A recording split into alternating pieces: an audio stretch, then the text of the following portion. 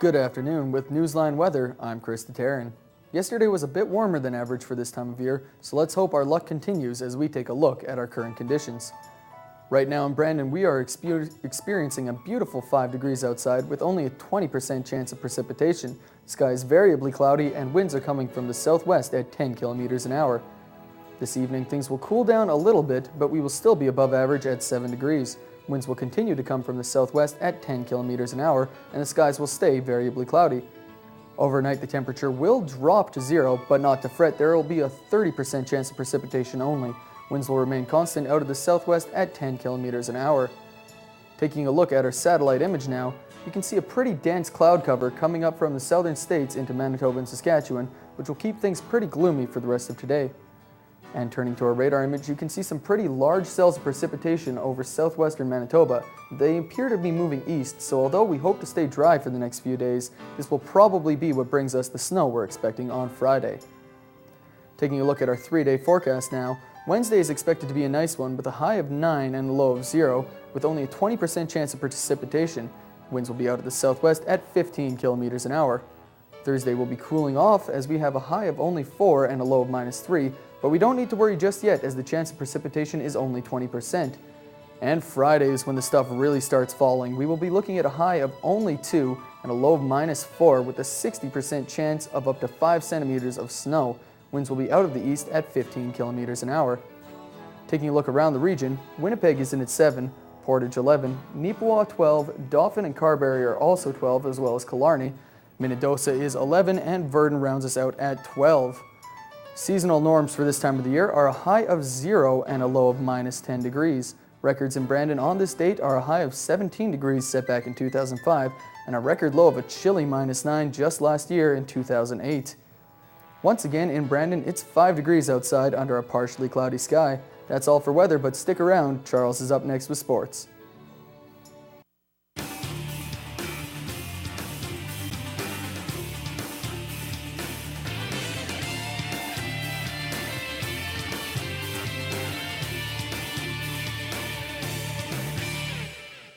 Good afternoon with Newsline Sports. I'm Charles Tweed.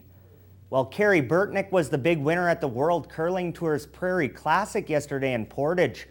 Burtnick's Assiniboine Memorial team doubled up on Beausejour's Jason Gunlison 4-2 to win the $18,000 top prize. Fellow Manitoban skip Jeff Stoughton with Brandonite Rob Fowler at second lost 7-4 to Gunlison in the semifinal. A slow night in the NHL yesterday with only 4 games on tap. However, the Toronto Maple Leafs got a huge monkey off their back. Nicholas Hagman registered a hat-trick and Thomas Caberlet had a goal and 4 assists as the Leafs beat the Anaheim Ducks 6-3. The Leafs had been winless in their first 8 games coming into the contest and got a strong outing from the monster Jonas Gustafsson, who made 25 saves.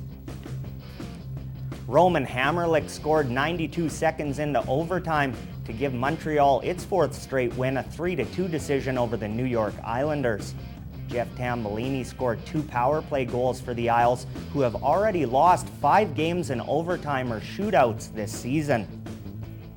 In Chicago, the Blackhawks beat the still winless on the road Minnesota Wild 3-1. Nicholas Backstrom made 35 saves in the defeat, and his Wild are now an abysmal 0-8 away from home. And wrapping up the NHL schedule, Marian Gaborik had 2 goals and an assist as the New York Rangers defeated Phoenix 5-2.